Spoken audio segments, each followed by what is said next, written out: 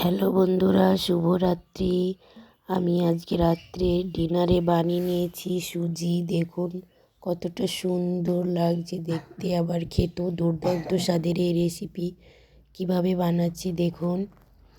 আমি 500 মতো দুধ নিয়ে নিয়েছি, লিকুইড দুধ, মানে গরুর দুধ নিয়ে নিয়েছি আমি। দেখুন একদম খাঁটি ফ্রেশ দুধ। আমি দুধটাকে ভালো করে ছেঁকে নিলাম, কোনো কিছু নোংরা থাকবে বলে। আমি আগে থেকে গরম করেও রেখেছিলাম, আবারও গরম করব, ফোটাবো, সেই জন্য ছেঁকে নিলাম।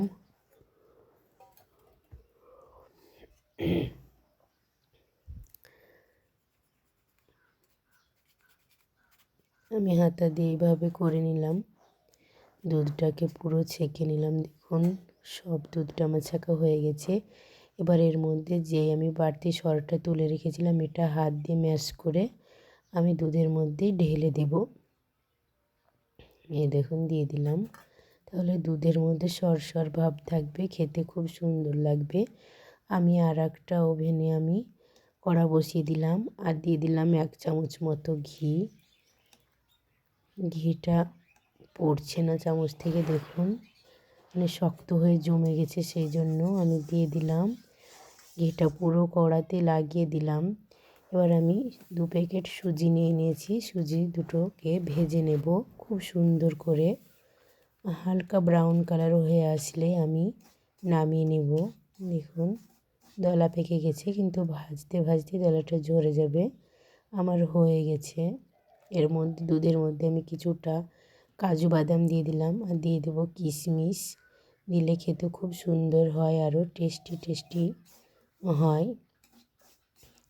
এই দেখুন আমার এখানে সুজিটাও ভাজা হয়েছে, দেখি বুঝতে পারছেন আমার কালারটা চেঞ্জ হয়ে গেছে।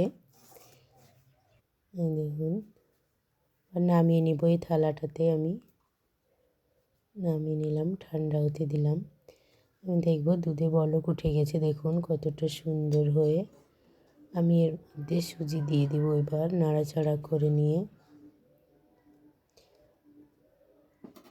এই দেখুন সব সুজিটা দিয়ে দেব। কত সুন্দর কালার। যা সবগুলো এইভাবে দিয়ে দিবেন, তাহলে কিন্তু দলা পেকে যাবে না। আমি সবটাই ঢেলে দিলাম। দেখুন নাড়াচাড়া করতে করতে আমি কিন্তু আগে থেকে চিনিটা দিতে ভুলে গিয়েছি। আমার একদমই মনে নেই যে চিনিটা আগে দিতে হতো। এখন আমি দিয়ে দেবো এর মধ্যে চিনিটাকে, নাহলে কিন্তু খেতে ভালো লাগবে না।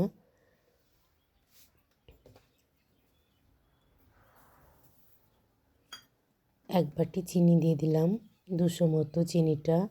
এবার ভালো করে মিক্স করে নাড়াচাড়া করে নামিয়ে নেব। পরিবেশনের জন্য একদম রেডি। খেতে একদম খুব সুন্দর, বিউটিফুল। আপনারা একবারও এভাবে খেয়ে দেখবেন অবশ্যই। আপনারা বাড়িতে ট্রাই করতেই পারেন এইভাবে। খুব সুন্দর এই রেসিপিটা অবশ্যই আপনারা বাড়িতে ট্রাই করে দেখবেন। আমিও খেয়ে দেখলাম। Very nice test. সহজ পদ্ধতিতে সুজি রান্না, কম সময়ে 10 মিনিটে সুজি রান্না হয়ে গেছে আমার কমপ্লিট।